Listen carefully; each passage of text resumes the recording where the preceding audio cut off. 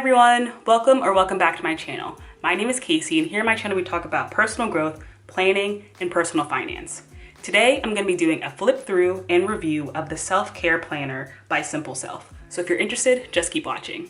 So to start off, I want to go through some of the specs of this planner. So this is a daily 6-month undated planner that you can buy on Amazon or on the Simple Self website for $40, and the color that I have is sand gray. So the point of this planner is to combine your goals, gratitude, meals, fitness, sleep, and mood all into a daily planner. And by the way, the paper on this planner is 70-pound premium paper. So let's get started.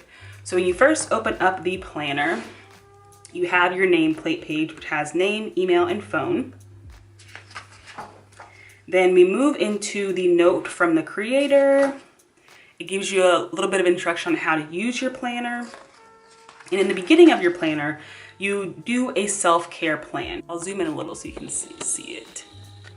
So as you can see here, the self-care plan includes a self-care assessment.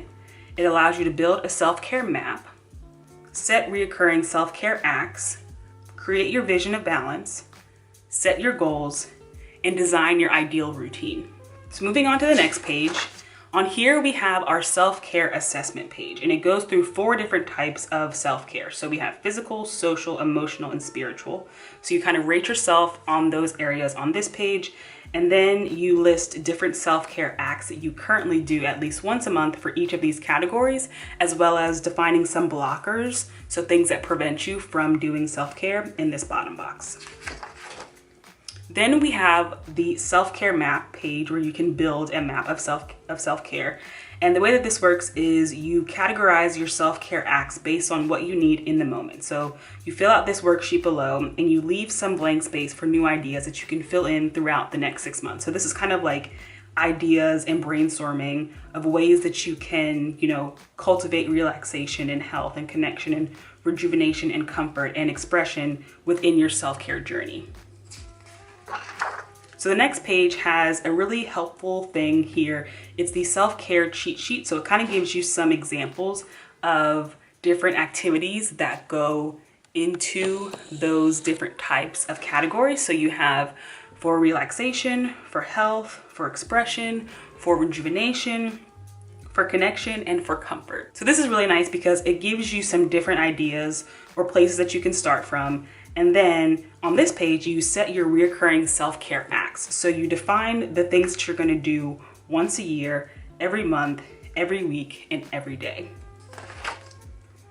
Next, we have a vision board. So you create a vision of balance. So you wanna think about all of the things that are important to you in each of these areas. So work and school, spirituality and growth, friends and family, romance, finances, fun, mental health, and etc. So then within those categories, you include dreams, anything you hope to avoid, ways you want to feel, people you want to attract, and anything else that you want to create, in these areas in the future. So it's kind of like a vision board, but a more focused vision board on these specific aspects of your life. And then on here, we set your goals. So I'll zoom in. So here we have 3 different types of goals. So you have goals for work, well-being, and relationships. And then you have 21 boxes to fill out goals for those areas. And then on this page, we have 3 other categories such as recreation, finances, and spirituality. So on this page, you get to design your ideal routine. So you get 2 pages. So on each page, you have your morning, throughout the day, and evening. And I like that it gives you 2 pages because you could, plan out for maybe a busy day or like your work day when you have a lot of things going on. And then you could plan out one for, a day off or the weekend or, just 2 different types of days you have space to plan out a routine.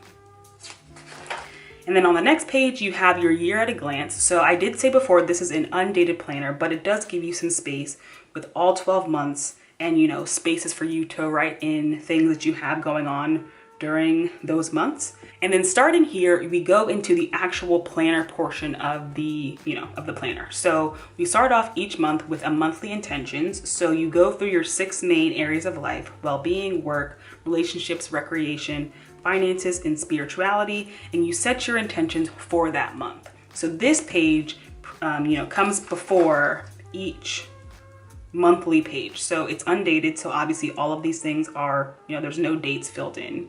So you can, and I'll zoom in so you can see this a little better.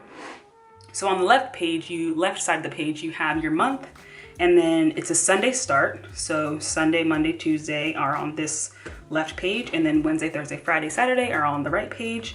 On the left-hand side of this page, you have 4 boxes for positive self-talk, treat yourself, acts of kindness, and don't forget. And then at the bottom of the left side of the page, you have your personal goals and notes. And then moving on to the right side of the page, at the top you have a self-care challenge. And this one says, pick a section of your space to organize each week this month. Studies show that living in a clutter-free space can help you be more calm and productive. So each month you have a different self-care challenge, and this is the other side. And then at the bottom, you have work goals and notes. So personal are on the left and work goals are on the right. So we have 6 pages of these. Let me zoom you back out. So we have 6 pages of these. So just a recap, you start with your monthly intentions, you go into your monthly page, and then right afterwards you have your monthly review. So on the monthly review page, we have my top personal accomplishment, my top work accomplishment, my days were most productive when, my days were least productive when, my mood was at the best when, my mood was at my worst when.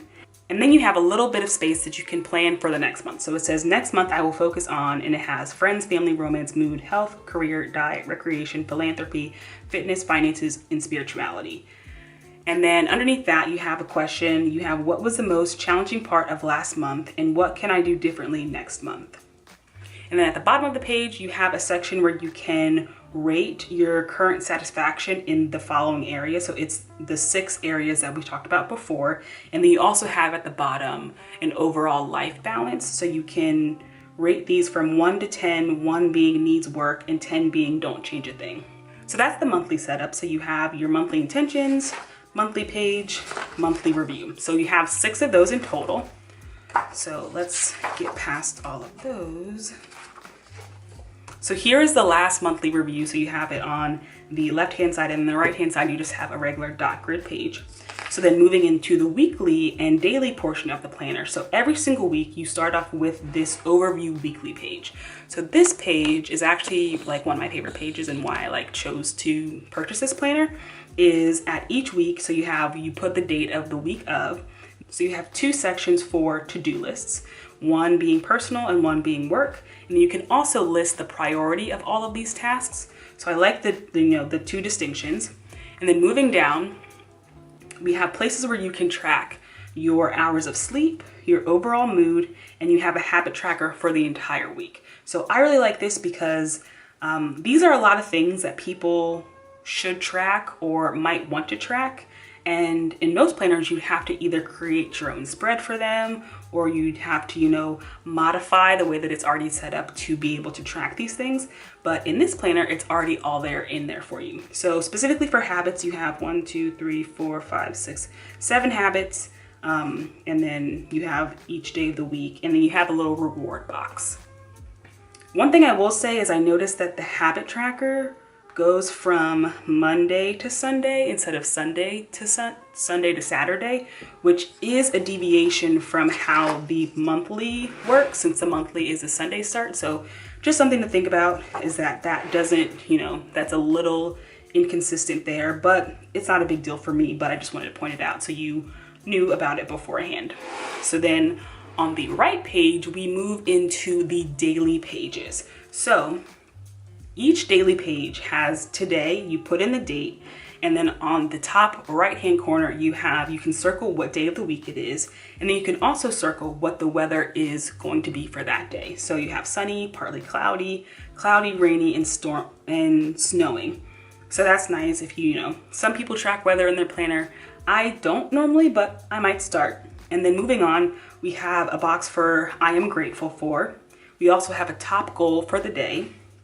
And then we move into the schedule and to-do portion of the page. So the schedule part starts at 6 a.m. and goes until 7 p.m. And then you also have a little 3 lines for the evening. So there's one line per hour, so there's no half hours, but generally I use the schedule portion of a planner just to like loosely block out my time. So it's not super like every single minute and half hour is planned. It's just like generally from this time to this time I'm doing this, from this time to this time I have that, and then the random like appointment I'll put on the schedule. And then on the right side you have your to-do section, and you have 1, 2, 3, 4, 5, 6, 7, 8, 9, 10, 11. You have 11 to-do lines. Then at the bottom of the page, you have a box for self-care. So this is where you could, plan out what self-care activity you're going to be doing for that day or multiples. And then you also have a box for exercise, a place for water. So there's 2, 4, 6, 8 cups of water. So you can, keep track of how much water you drink. And then at the bottom, you have a place where you can plan your meals. So you have 3 lines, one for breakfast, lunch, and one for dinner. So this is more probably to like just keep track of what you did, not so much like tracking your calories or meal planning in total. It's just kind of like keeping track of what you ate throughout the day.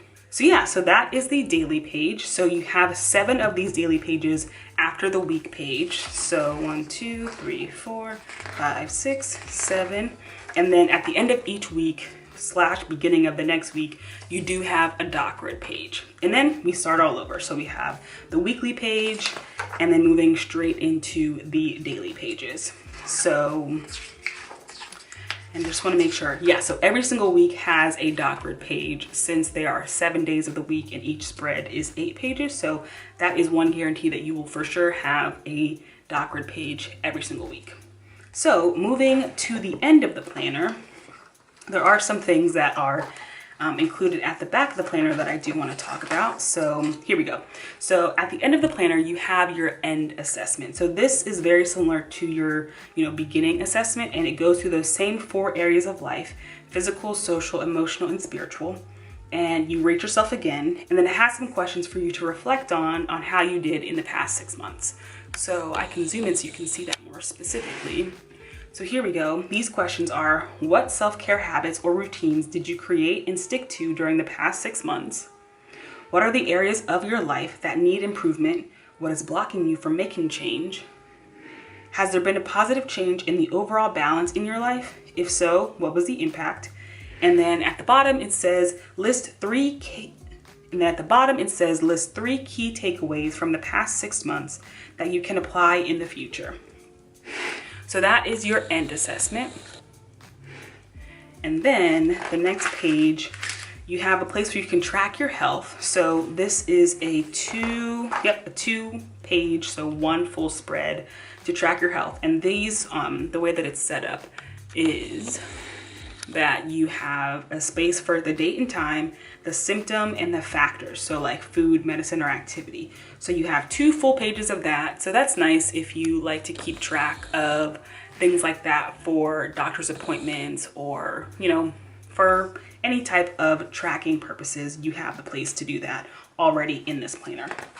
And then after that, you have a full spread of doc grid, and then that's it. So that's the full planner. So it does have some nice gold foiling at the bottom, so you can see it has the logo as well as the Simple Self website and their handles for social media. So that was the self-care planner.